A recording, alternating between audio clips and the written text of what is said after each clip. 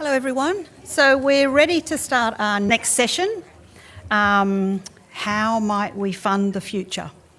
My name is Sarah Slade. I'm Executive Director of Commercial and Operations at ACME, and I'm really delighted to be moderating this session looking at the very gnarly issue of how might we fund the future. And all of those of you who've been here for the last day and a half will not have missed the point that every session has mentioned about how we need more people, we need different skills, we need more money, we need more models, we need more ways of looking at how we're going to address this gnarly issue. But first, I'd like to acknowledge the traditional owners of the land and the waterways of Greater Melbourne, the people of the Kulin Nation, and recognise that ACME is located on the lands of the Wurundjeri people. I also pay my respects to elders, both past and present, and warmly acknowledge any elders who have joined us here today. We have three excellent panellists for this conversation, and one of them, you will see, Malia, is joining us from San Francisco. So while they were setting all that up, I'm just going to do the introductions from here and then join them for the discussion. We'd really like you all to take part in this conversation. I know you've all been contributing via Slido, and there's been an opportunity for some of those questions to come up at the end. But for this, we want to do that from the beginning. There'll be a prompt question. Each of the panellists will give their answers to that question, and then we'll be jumping right into your questions. So please start asking them from the beginning. But first, let me introduce our panellists.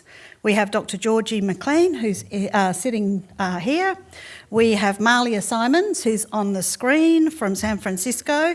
And we have John Wiley, AM, who's in the middle. So Dr. Georgie McLean is the Executive Director of Development and Partnerships at Creative Australia. She oversees sector engagement, research and professional development and digital culture strategies. She looks for opportunities to extend the public value of the cultural and creative industries with new partners in new ways. Prior to joining Creative Australia, Georgie has been a media arts leader who has researched and shaped creative industries' dynamics, programs and policy for 20 years. With an applied research doctorate of cultural research, a Masters of Arts in Communication, an MBA underway, and strong practical knowledge of the screen, arts and media industries, Georgie translates between ideas, research and practice. She has served on several boards, including Diversity Arts Australia and the advisory boards of Queensland University of Technology's Digital Media Research Centre and Western Sydney University's Institute for Culture and Society. Joining her is Malia Simons. Malia manages corporate philanthropy for the Americas at Bloomberg Philanthropies. She oversees a portfolio that includes engagement programs for employees and clients, collaborations with non-profit partners, and corporate giving across the United States, Canada, and Latin America. John Wiley is principal and founder of alternative asset investment firm Tanara, which manages $3.5 billion of funds investing in global venture capital, private equity, private credit and PE-style strategies in listed companies. Tanara's investors include many of Australia's largest superannuation funds, family offices and high net worth investors. John has 35 years' experience in investment and finance in Australia, the US and the UK. He is the former president of State Library Victoria, chair of the Australian Sports Commission and the Melbourne Cricket Ground Trust. He is an trustee emeritus of the Rhodes Trust Scholarships based at Oxford University, having previously served as a trustee. John and his wife Miriam are very active in the philanthropic space through their foundation, which invests in a wide range of community organisations in education, Indigenous programs, social inclusion, sport and wellbeing, and various community interests. They also fund a pro bono strategic and financial advisory service for charities called Tanara Philanthropic Advisors. And John is also Companion of the Order of Australia. So I'll move over after I've started this prompt question, but I'd like to start the conversation with a prompt question to you all. And that is, over the last day and a half, we've heard about a range of challenges and opportunities. And one thing is clear: to make the most of these opportunities and manage the challenges, existing funding models won't all work and new approaches are needed. What do you think should be considered? And Georgie, if you'd like to start. Thank you. Thanks so much, Sarah. And I'd also like to add my acknowledgements to the custodians of this place, the Wurundjeri people of the Kulin Nation, and pay my respects to elders past and present. So we get the very challenging task of finding solutions to the many challenges that have been posited over the last couple of days. And I also just want to say to Seb and his team at ACME what a stimulating couple of days it's been. It's been really fantastic to hear such great ideas and really kind of extraordinary thinking about this space. Of course, I'm here representing Creative Australia, the investment, development and advocacy body for Australian arts and culture, and recognising Carolyn on our board and many of our other colleagues here in the room. So we will always, of course, make the case for government funding. We see it as really central to the ability to continue to do this work. And, you know, we have a new kind of policy context at the moment in Australia, which is really exciting. We're a year in to revive the national cultural policy. We at Creative Australia have 47 of the 85 actions in Revive, so it's quite a big remit. And part of that is an encouragement to think differently about models and about how government funding can work in partnership and work in new ways. We know that grants are really important, and you know, I think Mia yesterday said, if you find any money in the creative industries, grab it. You know, of course, it always will be a central part of the way we think about this work, but it's a tool and it's not an end game. And I think one of the things that we need to think about is how that tool can be used alongside other ways of thinking about support and new forms of capital and capability we can bring into the sector to help amplify the opportunity. Because we do know that there's always more ambition than there is available resources, and there's always need for support for new forms of practice and new areas that are being left out. And there's, you know, really very real challenges we've all been talking about. You know, there's no art on a dead planet, there's no anything on a dead planet. We all have really new wicked problems that we have to engage with. Also referencing the great work that was being discussed on the previous panel, there are very real challenges around equity that we all have to grapple with in this sector. And there's new needs for different models and ways of thinking. So I guess, you know, there's also been some really exciting discussion today about prototypes, and I want to reference some work that I've been reading recently in the renewable energy space by Saul Griffith, and he talks about, look, dystopias don't work, they're just self-defeating. Utopias are never achieved. We need prototopias, we need prototypes, we need new ways of thinking and new models of working which give us opportunities for systems change. And some of the things we've been doing at Creative Australia in thinking about these new models we've been charged with under the cultural policy are kind of piloting how we can show our relevance to other sectors and how we can really make sure that the arts are valued and of value to all Australians. And that is about really showing solidarity with other sectors and other ways of working in other domains. So that's around, you know, education, well-being. We've done a huge amount of work on mental health, and I acknowledge my colleagues in the research team for the incredible work they've done in the Connected Lives research and the progress there. And we've been piloting new ways of building capability in the creative sector to help to work really successfully in those domains. It's also about thinking about philanthropy and what we can do together, how there's this mutual intent. And, you know, we all know that the burden on the sector of going for individual opportunities and individual grants and really kind of trying to build something out of these small pockets of money, it's kind of incumbent on us to start thinking about how we work together for bigger, more scalable change. And, you know, we're taking some inspiration from some new innovations around the things like the investment dialogue for Australian children, that have seen philanthropy really kind of work very closely with one another to say, in 10 years, how can we kind of make a radical systems change to equity in this country, and how can we bring government with us? So it's a round table of, you know, philanthropic organisations with mutual intent, bringing together departments like, you know, social services and health and education to really think about what's needed for a big system sort of level change. And my sense is we need something around that, like that, around culture. We need to start working together much more structurally and thinking about how we kind of support new forms of progress in that area. And of course that lovely sentiment today about radical experimentation, right? And how do we kind of find ways to think differently about some of the challenges we're facing? Because, you know, as Eric said yesterday, in all of this disruption, creativity continues to deliver meaning and it continues to deliver context, and it's where agency rises up. So those are all the things we're going to need more and more in this new kind of set of wicked problems we're facing, and it's something that we can only do together with really genuine collaboration. Great, thank you very much. Very optimistic start, well done. So now we'll move to Malia, if you'd like to make your reflections on the question. Yes, hi. Thank you everyone for having me. I just want to assure you I'm not an AI chatbot, although maybe you wish I was after this conversation. I think that the challenges are always seem insurmountable, but I think there are a couple ways of looking at this. And again, my experience is primarily from a U.S. and North American and South American funder.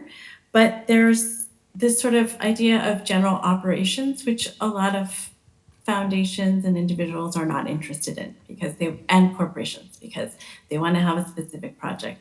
They want to have a name to it. So I think one of the ways to think about this is, are there different pockets that arts organizations can reach out to sort of fundraise for, specific areas?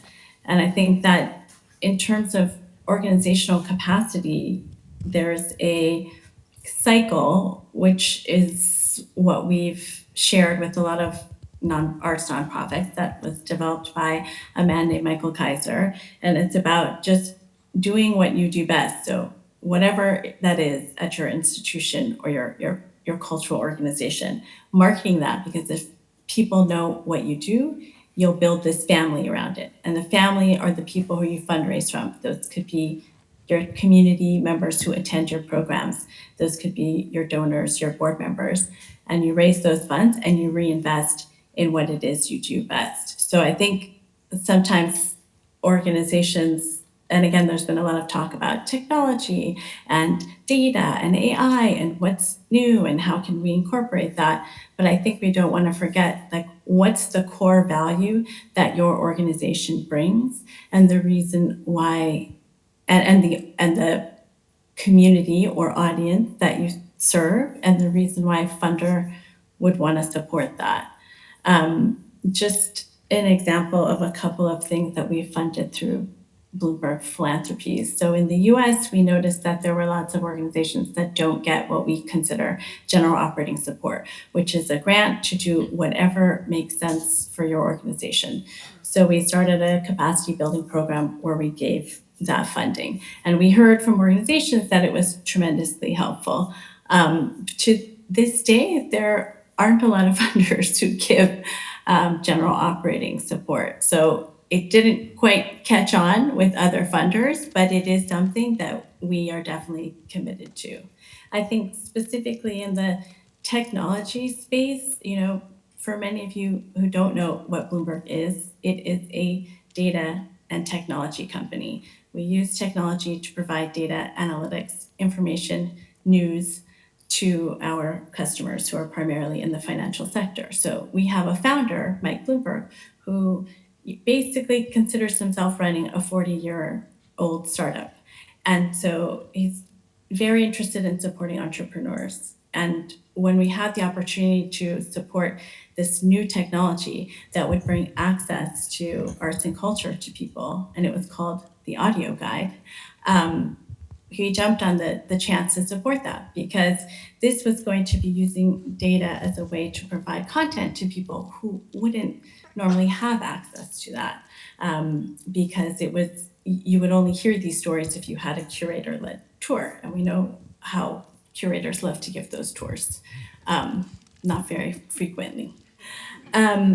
So that sort of evolved. 10 years later, we had lots of organizations coming to us saying, oh, there's this smartphone, there are these apps, we want to have something that's different and unique to our organization. So again, we thought, oh, this is interesting. This is using technology, to again reach audiences where they are on their phones.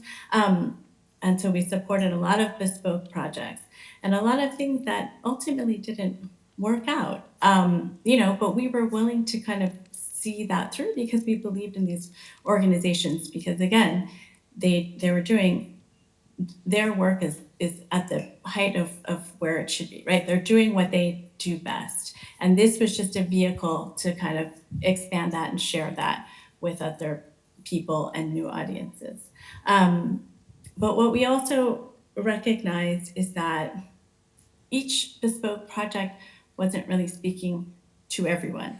And so we funded a second round of why don't we support everyone to just put their information onto one type of app so that it's easy to use, you know what you're doing. And that is what we have today, the Bloomberg Connects app, where we have hundreds of organizations around the world who are able to participate in it. Now, it's free.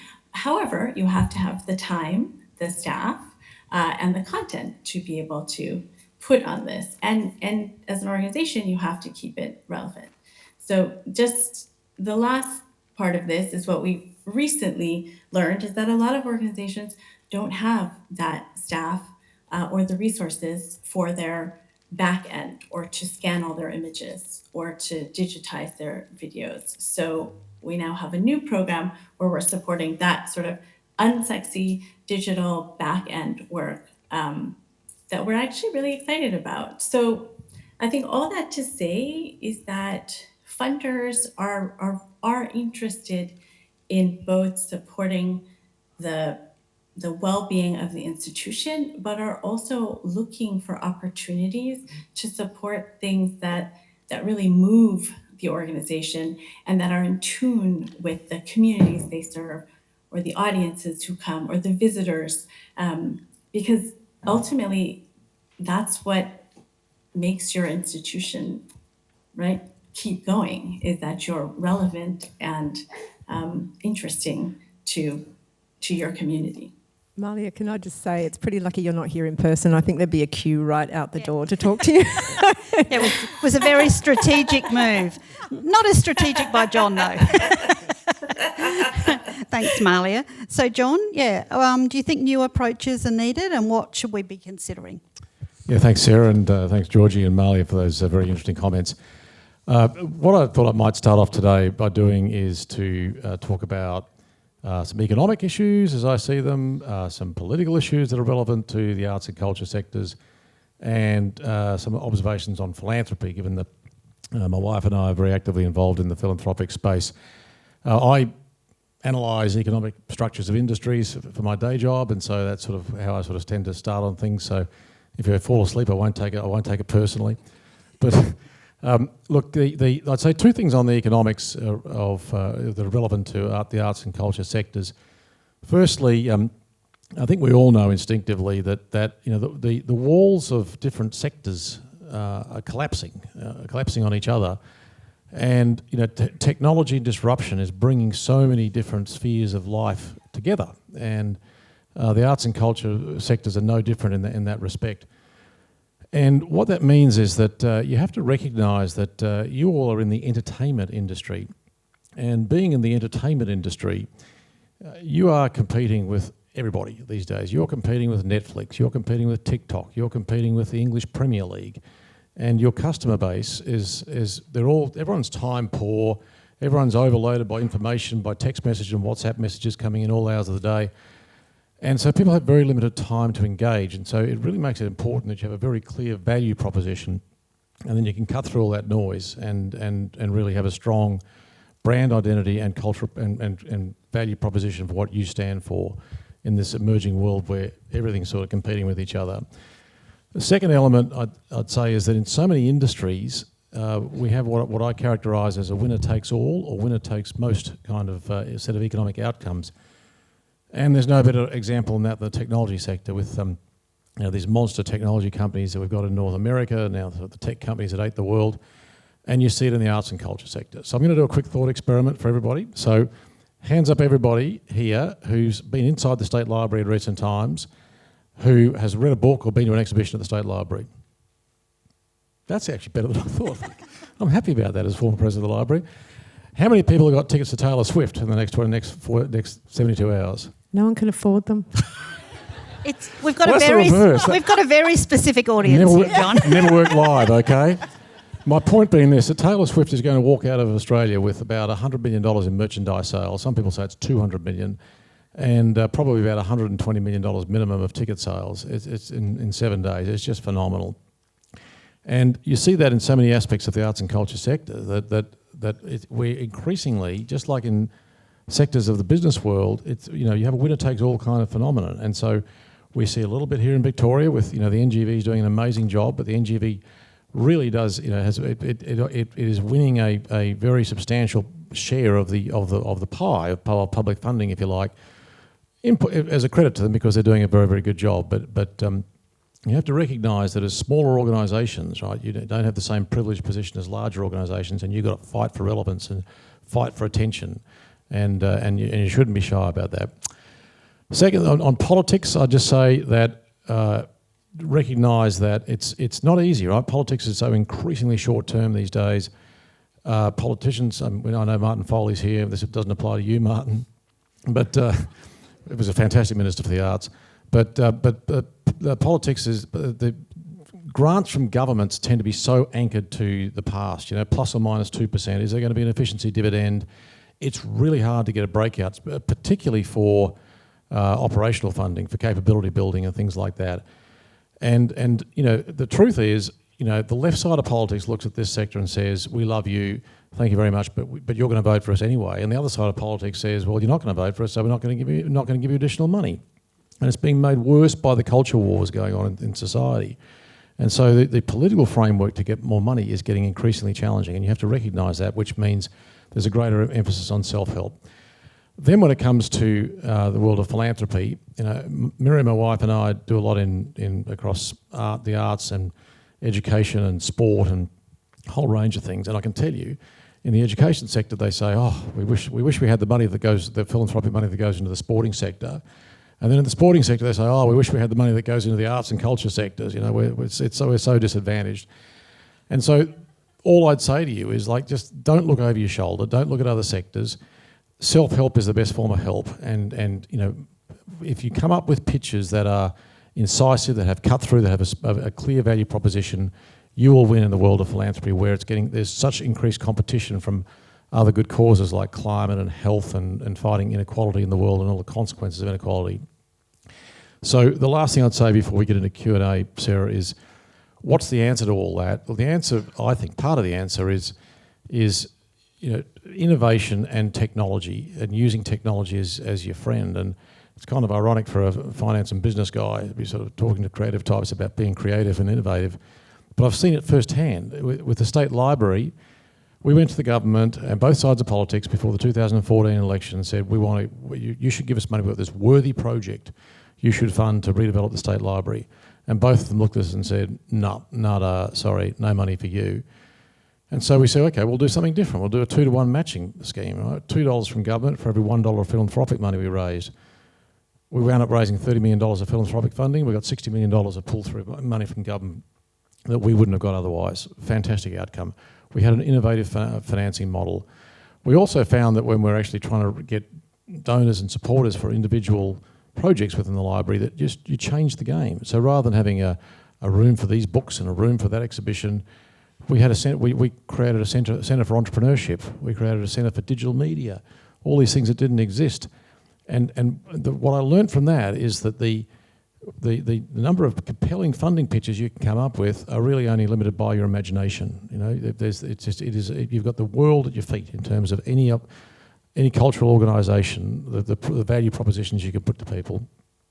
It's happening here at ACME with the way that ACME has these skills and people hanging around it in creating fantastic video games, which are hugely relevant to the world of virtual reality and gaming that's overtaking the world.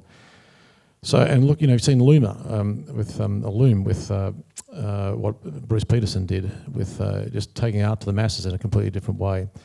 So, be bold, embrace technology, take risks, and come up with incisive, innovative funding pitches, and you will succeed. Wow, that went up, down, and back up again. At the end, well done, John. Well done. Can I ask John a question? Yeah, of course Sarah? you That'd can, be very Georgie. cheeky. Yeah.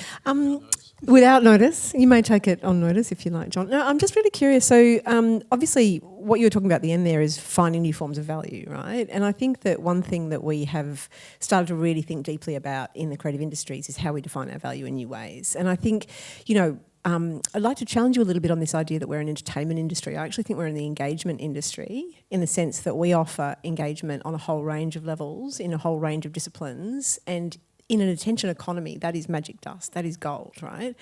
And I feel that there's an opportunity for us to really think differently about value, and in an environment, in an economic environment in which people are starting to think about different forms of risk, and all of these wicked problems we've been engaging with over the last couple of days have created an environment for every organisation to think about that differently. I guess that sense of, generating value rather than being extractive, and really thinking about what we add to all the forms of capital, like the, intellectual property, and thinking about community and, connection, gives us a different relationship to social licence, which mitigates a lot of the risk. I mean, I think in your intro you mentioned I was halfway through an MBA when I started this role. I was doing it for my sins, an accountancy course, which is not kind of my natural habitat, I must say, and defer to greater knowledge in the room. But one of the things that they were talking about is this idea that, intangible assets used to be worth about 16% of organisational value in the 70s. It's now closer to 80%.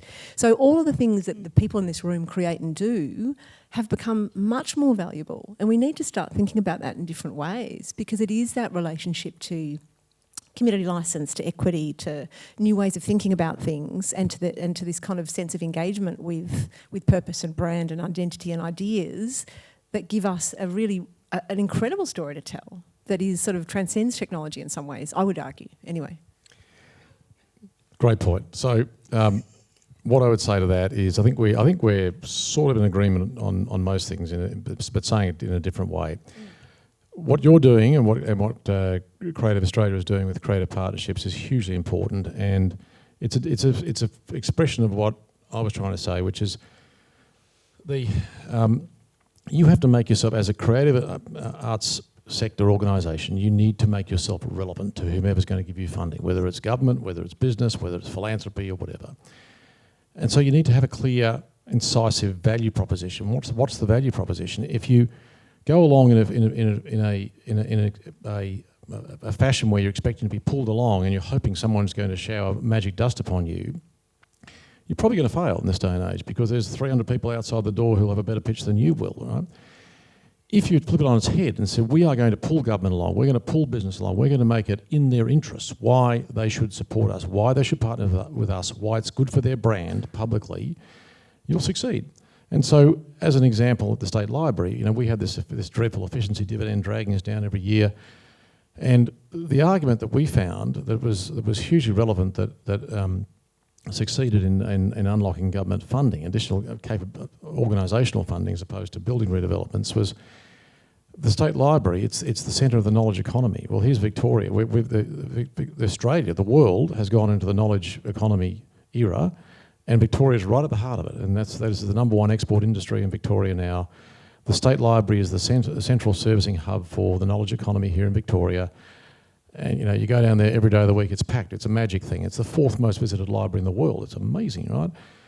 And so you don't have a knowledge economy here in Victoria unless you support organisations like the State Library, and you invest in them and you give them the capability, because there's a multiplier effect. You say that and you change the conversation, as opposed to, oh, we've got an efficiency dividend, please give us more money. That's the point I was trying to make. I do absolutely believe that you are in the entertainment industry, and you shouldn't resile from that fact. Tony Elwood he's an absolute genius, that guy, and what he did with the Bonnard exhibition. You see it down there, everyone's taking selfies for Instagram. It was the Bonnard exhibition was designed for photo opportunities on Instagram and TikTok and all that sort of thing, and it worked, and that's how you get visitations. And don't be afraid of that. Don't be shy of it. Embrace it and use it. Yeah, no, I think they're excellent points. I think that one of the things that's really interesting about that is that we're sort of like entertainment plus, because we're not short term. It's got to extend over a long period of time. If you're thinking of institutions or organisations, a lot of them have legislations like ACME or the State Library of Victoria that don't let you change the core offer that you're providing. So that makes the value proposition even more important. And I think that it's interesting. I wonder what you think about the fact that every institution, even if we think just within Victoria, in some ways seems to be in competition with each other and trying to argue the same points to funders, to philanthropists, to government, to whoever's going to support them. And how can we break out of that mode of thinking? Oh, me? Well, I guess one of the opportunities is to so here I have a nice kind of solution to this potentially. So one of the things we are charged with under the National Cultural Policy is this thing called the State of Culture Report, which gives us, for the first time, a shared narrative of what successful culture might look like for Australia. It's modelled on the State of the Environment report that some of you will be familiar with in this room, that was designed several years ago to start telling the story of ecosystems, and looks at kind of species loss and kind of some of the kind of pretty dystopian facts, but also where there's good progress. So I guess what that opportunity provides, and acknowledging Rebecca Mostyn in the room, who is charged with that in the research team and working very closely across with our partners at Screen Australia and others across the creative industries to help tell this story, is drawing on a range of data sets to kind of give a sense of what a healthy Australian culture is and should look like. And I guess what it provides for the first time is a set of common points of reference around what we all agree Australian culture is and should be, right, or could be. So individual arts organisations should be able to use those data points and that reference point and that sense of impact measurement to evaluate their own progress and say, this is where we contribute. And it's kind of using a shared lens. So it won't entirely take away the competition between others to make that case, but at least it gives you a shared language around what that is. And you can say, I contribute that pixel in the picture, and I can show how I do that. Because I think at the moment there's a lot of frustration around people who go, look, anecdotally, we know we do all this for community, we know we do this, we have we've got all this wonderful data about the people who walk through the door, but they can't tell the story in a way that's necessarily going to resonate, as John was saying, with the people they're talking to. And we hope that in developing this work, and the first iteration of this report is due in 2026 and will inform the next iteration of the National Cultural Policy, it will help us all tell that story in a way that is much more kind of coherent. I think that's really helpful, because I think the danger is that certainly from institutions, don't worry, we're going to move away from institutions only conversations in a minute, and we're going to go to the Slido questions. But I think that the problem is that within institutions, when you look at them, everyone is trying to do the same range of things. They're not clear enough about their value proposition, and they're not comfortable with stating this is how we are different from everyone else, and they're not comfortable with giving something up if someone else is doing it better. But I don't know what you think about that, John. A couple of things.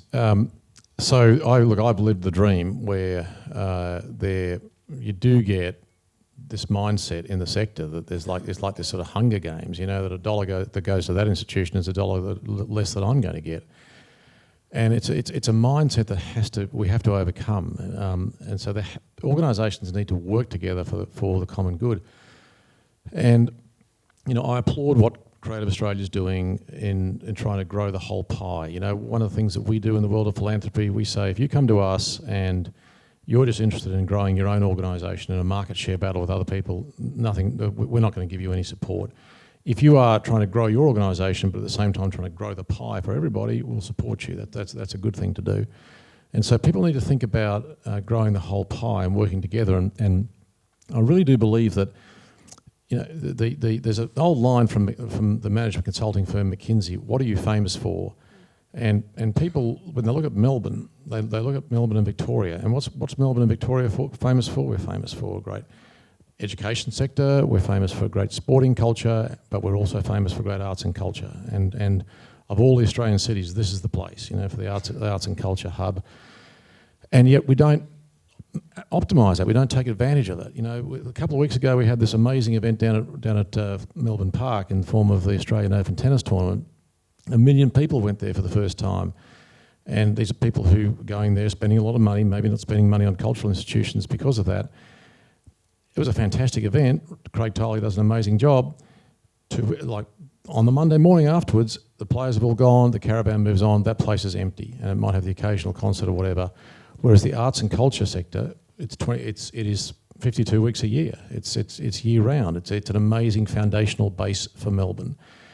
And what goes with that is, if the organisations work together, particularly around sort of opportunities for events and things like that, better than I think we've done in the past. I think there's an opportunity to grow the pie for everybody and strengthen that base. No, I think that's great. Okay, we're going to move now to away from institutional for a while. And the most popular question so far on Slido is, and I'll pass this to you, Malia, if that's okay. What would happen if institutional funding was redistributed to supply artists, community storytellers, cultural leaders with a living wage? Do you have any reflections on that, given what you're looking at in terms of what you fund?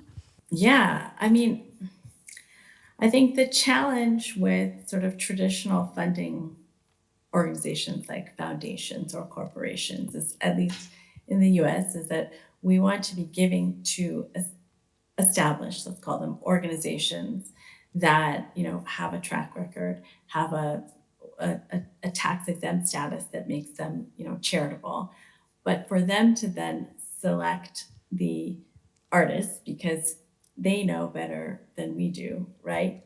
And to support those exhibitions or those performances or those individual artists in a way that, you know, makes sense. And we don't want to be sort of selecting the particular artists to support. So I think that's one kind of challenge. I do think that we've had a couple of partnerships with organizations that fund individual artists and try to support them in ways where they'll give them a grant. They can use that grant for whatever it is. I remember one artist sent us a thank you note and said, hey, I used that money to pay my taxes because I hadn't, you know, for a while. You know, so I think there's you know, such a range of how we could be helpful to artists, but sort of indirectly through organizations that are doing that work. You know, we also support organizations that provide technical assistance to artists, you know,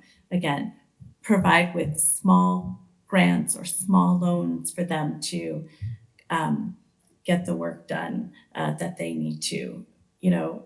So I think that I wish there were more organizations that were doing more work to advocate for artists so that they could have a living wage, so they could, you know, make this work full time, because we would be happy to support them. Thank you. I wanted to go back to the point that you made earlier and ask both Georgie and John.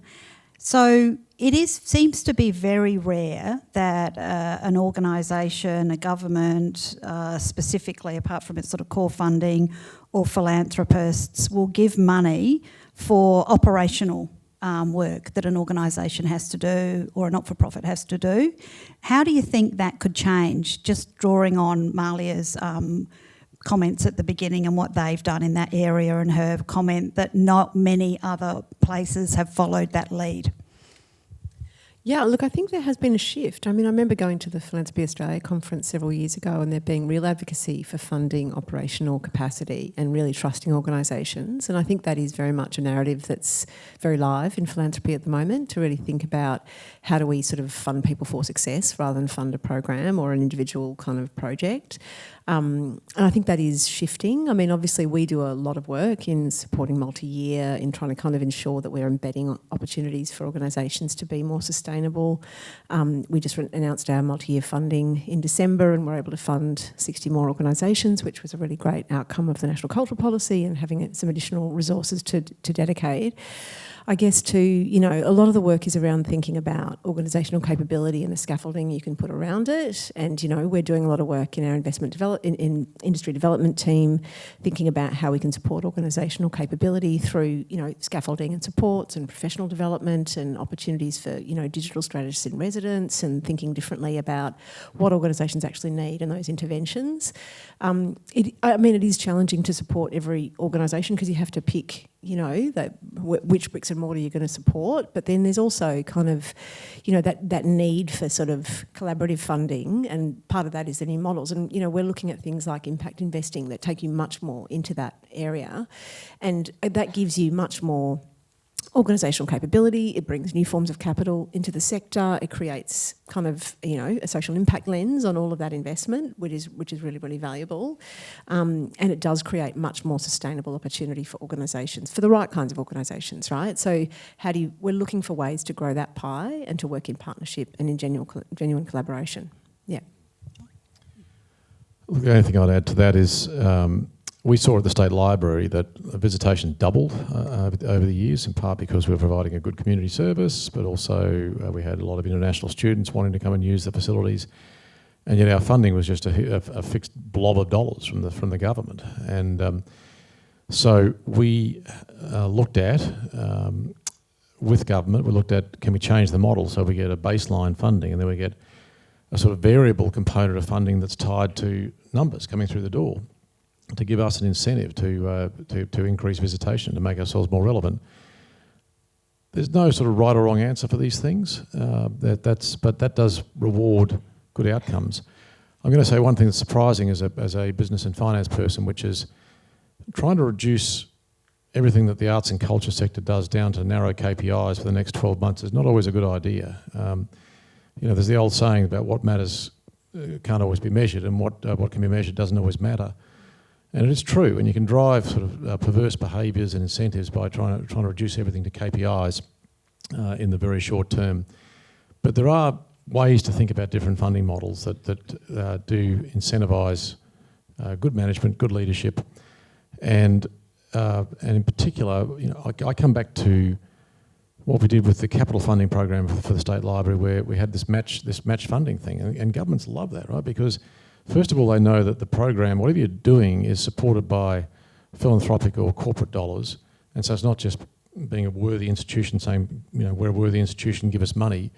There's validation, if you like, from the government. And for philanthropists, it's a very attractive thing, because they know for every $1 they put in, there's another dollar coming from government or $2 coming from government. And so their financial investment gets leveraged in a big way. And so thinking about these sort of different financial models in innovative ways and taking a few risks and being willing to have that conversation with government is a good thing to do.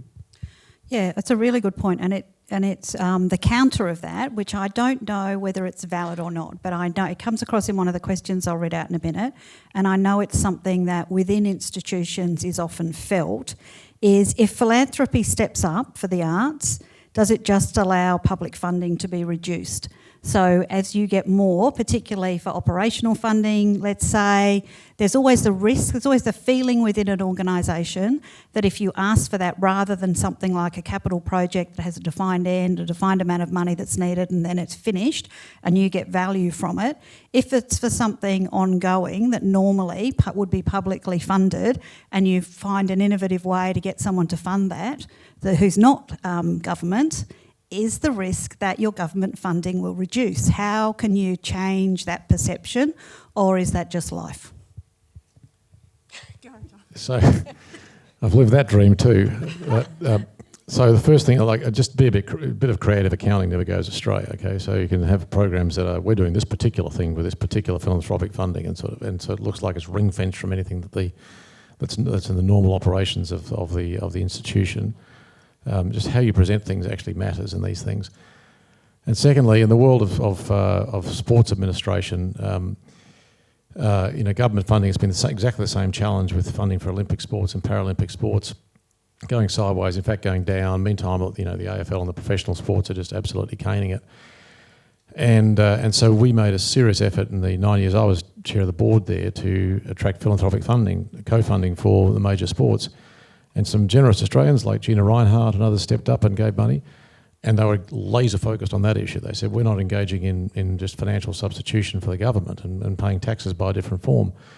And so they actually wrote agreements, and they said, well, we will give you money that's conditional upon no reduction in government funding, and you can use that to go back to the government and say, well, we've attracted this donation, this philanthropic support, but it's conditional on you doing X. And so you can actually use that as smart leverage with government. We didn't actually try that with Martin Foley. If he's here, maybe we should have. Well, you've told him now, yeah, if he is here. George, did you have something Oh, to look, say? just to concur, we know that philanthropy don't like just to fill gaps in government funding, and we know that that's a real kind of turn off for a lot of those partnerships. But I guess, and we've got match funding programs ourselves that have come to us through creative partnerships and have done that for some time. I guess one of the things I would say too is that, finding ways to think about evaluating where money's going and what it's doing and how it's kind of increasing sustainability or building opportunity or, really clear impact measurement is a really key part of this, and we have a very strong focus on that, and it's a new kind of growing and kind of increasing focus of Creative Australia. But I guess too, really, there's this whole review around the double giving agenda. So Productivity Commission has been running this review on how it can inquire into philanthropy at the moment. And it's interesting, some of the conversations around that are quite interesting, because there was a discussion that said, look, the arts is the only sector in which you can really overtly say government is only going to be able to fund this much, and we need philanthropy for the rest. You couldn't go out publicly and say that about health. You couldn't go out and say that publicly about kind of welfare, right? Even though some of those partnerships are really critical to delivering those outcomes. But in the arts, there's always been this sense that we have to do it together. And, Venice is a perfect example of that. So the pavilion wouldn't happen without philanthropy, the Australian presence at Venice. But it is seen as a site in which those sorts of partnerships are really recognised, because they're with a population of our scale and the challenges we've got with that, there's absolutely no way we could realise the ambition we do without those sorts of private-public partnerships. And I think I think people do understand that, and I think it's about a sophisticated approach to ensuring that it isn't just a stopgap, and again, having those conversations with government about what the potential is. No, it's fascinating. It's a fascinating observation as well. Malia, what about in the United States? Do you see this as an issue that operational funding or institutions or organisations being concerned about going and getting external funding for what they would regard as maybe core operations, that it might reduce the government's ability to pay for those things? I think it's very different in America. Yeah, it is. Government doesn't provide a lot of funding. I feel like the government funding agencies would welcome you going to another organization or corporate or philanthropist or your community. That's just a different challenge that we have here, and that's just a given. And I think that's why there is this kind of culture of philanthropy and individual giving and people supporting cultural institutions, whether they have $50 or $50 million. So I do think it's interesting, that it has to be either or. I feel like when I worked for a brief time in New York City, kind of funding arts organizations, we were really thrilled to see that organizations had other sources of funding. But again, I guess that's sort of the history of government funding in the US. And so that made us feel like, great, we should continue to give you the same support because you've actually gone out and gotten more from other people. Yeah, no, it's fascinating. Another great question here, not our final question, but we're getting close to the end. If you could design, and this is Australia's arts funding, so Malia, you can answer it from any perspective you like, but if you could design Australia's arts funding structure from scratch, what would be different to what we have today, and what would we need to keep the same? So we'll start maybe with John. Thanks, Sarah. I saw the look of panic on everyone else's face, John. I was involved with the State Library. What would I do? Look, I think the structure, the overall structure, is actually not bad. Okay, I don't agree with the idea of defunding the organisations. If you defund the organisations, you sort of cut the system off from the top, from the head. And aspiring artists, they need these. We've got fantastic cultural organisations in Australia, and we need them. They've got a really, really important role to play. I would encourage the cultural institutions to again think about themselves in the context of an entertainment market, to think about how they embrace technology in smart ways to make their product more accessible, more appealing, more innovative, different. One of the things I'd love to see go along occasionally to the Melbourne Recital Centre and you see these concerts and they're wonderful and they have amazing performers. And you think, why is it when you go to the Melbourne Cricket Ground and you watch a game of sport, they've got the spider cam that drops down and it goes 1 inch away from the player, and yet when you go, the format of traditional performance art has not changed for 100 years in so many ways. You're still sitting 80 metres away looking at and applauding politely as someone who you actually can't see exactly close up what they're doing. So the arts and culture sector has fallen behind other sectors in the use of technology. And the last thing I'd say is that with boards of the cultural institutions,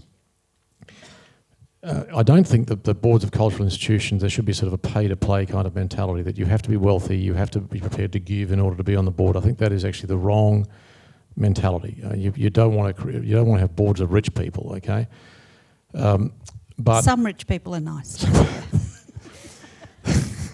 You're worse than me, Sarah. You don't want that, but you need to think smart. The boards of organisations and management teams of organisations need to think smart about how you get the capabilities. You look for the capabilities in and around you in terms of all the skill sets in the organisation, in terms of the artistic capabilities of people around you.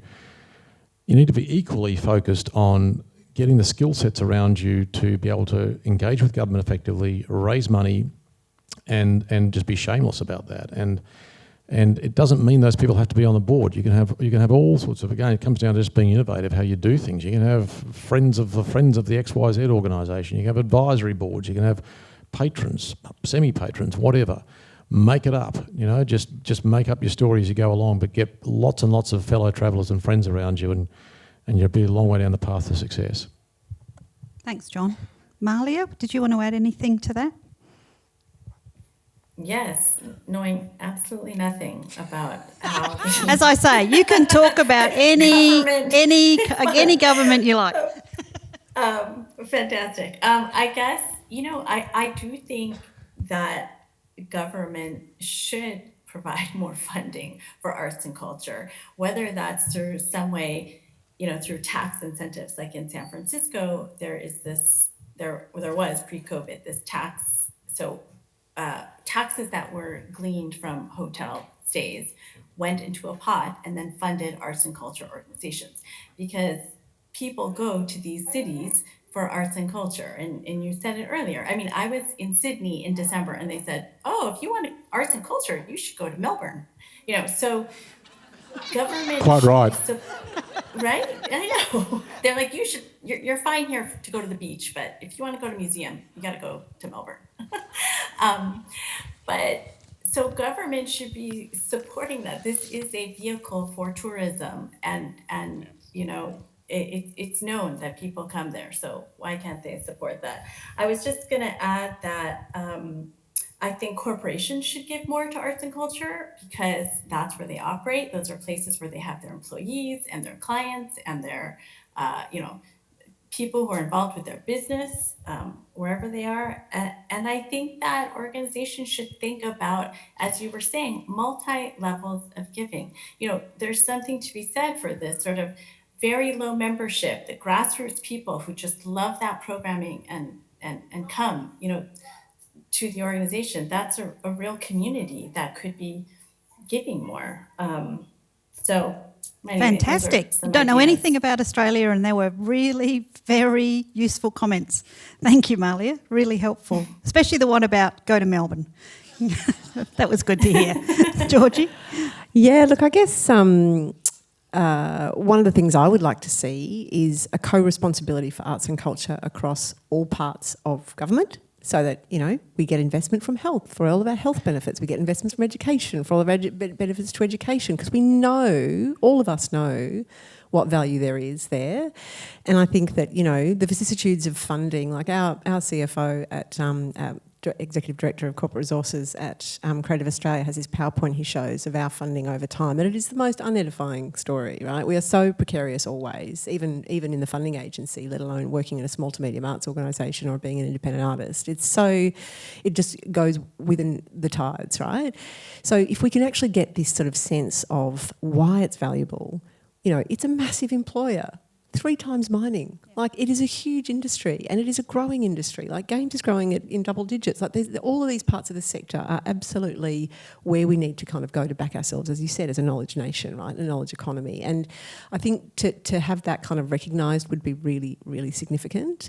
I guess too, you know, as a board last year we had a strategy day, didn't we, Caroline? And we actually, to quote Taylor Swift, we started going, well, hello, it's me, I'm the problem, it's me, right? Like, part of the effect of having an agency like us is conservatising, because it does tie people to a certain model of thinking about it. And Wesley Enoch, our Deputy Chair, was challenging us to think about what life was like before Australia Council funding 50 years ago, and there was lots of dynamism and different forms of exchange that were both commercial but public, and, you know, really thinking differently about it. And I guess, you know, if we can think about, I came from screen into this sort of world, and in screen you are used to thinking about working in partnership in different ways, because you need it to finance things, right? You're not just kind of treating yourself the world like the Vatican, bestowing favours, right? You actually have to really work as one lever in a much bigger ecosystem and think about who you can partner with and how you can collaborate. And, you know, Seb was talking yesterday about the opportunities that COVID seemed to show us of that form of collaboration, and how we haven't yet been able to grasp that and realise that.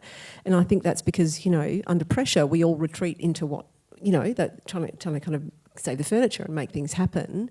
But I would love to see arts and culture and creativity embedded in the way we think about what kind of world we want to live in. And, you know, there's an opportunity. Like Treasury was talking about measuring what matters. Well, you know, this matters. And, you know, our data shows us.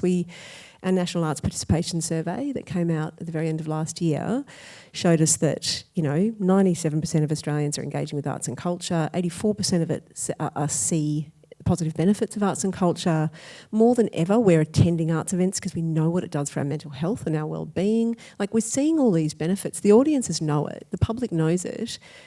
Why can't we fund it in those terms? Yeah. And I think, as John said earlier, it's about being razor sharp on value and the value you provide to community and to society. And I don't think as a sector, as individual organisations or institutions, that we're very good at that. And I think we shy away from trying to promote the value and what we create, whether it's in economic terms, whether it's in impacts, whatever it is. I think it's something that doesn't come naturally to us.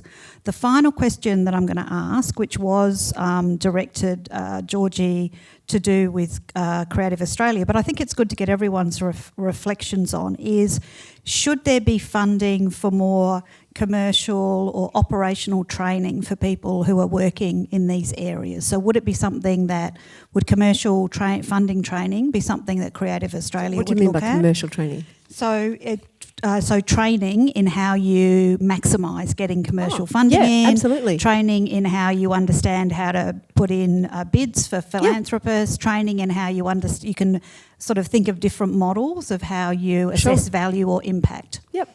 So we already do a huge amount of capacity building around fundraising, and we've, you know, got this fantastic team that we've inherited from Creative Partnerships Australia, and also that we've recruited since then to really help build sector capability in having those conversations and making the value case to philanthropy and to think about that.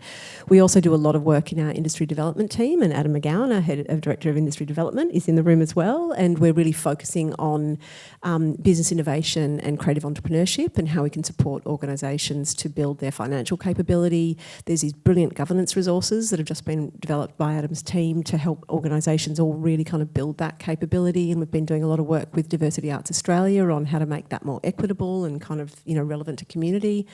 So I think, you know, a lot of the work around building capability has also got to think about the wide range of ways that our work is relevant, and a lot of that is, you know, artists are great at making art, not so great at talking to money, not so great at admin, and there's some really kind of interesting models. Well, you know, that's a rash generalisation. Some are brilliant, producers are brilliant at admin, right? But that sense of, you know, small to medium arts organisations have the same kind of compliance and administrative burdens as massive kind of really well-funded organisations with huge teams. So it's very uneven in terms of the pressures that they face. So I'm really interested in models like, there's this great model that emerged in Belgium around a cooperative model to support artists to work in those ways and to really take some of those pressures off arts organisations. Could we think about those for Australia? You know, there's some really interesting things that we can do to help think about not necessarily government having all the ideas here, but what can what could be sector led in providing solutions to these problems. Yeah, Malia, did you have any thoughts on that? Yeah, I do think that, yes, absolutely, providing training for people to improve the outcomes for fundraising is absolutely key. One thing that we tried is actually to pair up kind of experienced fundraisers who are at larger institutions with newer kind of fundraisers at smaller institutions, just because at that time that seemed like that was a way to provide a sort of mentor-mentee relationship that would kind of supplement formal training, and it seemed to work, in that experiment, and I do think that also creates this community of collaboration, and there was actually 2 organizations that ended up deciding to merge because they realized they were kind of fundraising for the same thing, and they were doing the same programming. So I think also setting up arenas or areas or platforms where people can collaborate on this fundraising is key as well. No, that's a great idea. Now, we have run out of time. I've got a couple of housekeeping things, but John, did you have anything final you want to say about that? Just very briefly, look, investing in skills development is one of the most important things that you can do, and it's the long-term multiplier effect. I think the words "the government should be banned," okay, because it's the 3 favourite words of a lot of people in Australian business. Miriam and I, through our foundation, we actually invest in a program for skills development for Indigenous administrators through the Melbourne Theatre Company. It's fantastic. We love it. Gives them opportunities and skills that they wouldn't have otherwise. And Miriam's about to chair this French Australian Cultural Foundation that's going to do the same thing for creating opportunities for administrators in Australia to go and work over in France and build skills and build a global perspective and build relationships they wouldn't have otherwise. Once you get underneath the big glamour exhibitions, investing in that skills development is just such an important thing to do. So we love it, and thanks for asking the question. No, it's a pleasure. And thank you all. I think everyone, I certainly have found it really illuminating. A lot of very practical things for people to think about and question the approaches that we currently have. So let's thank John, Malia and Georgie.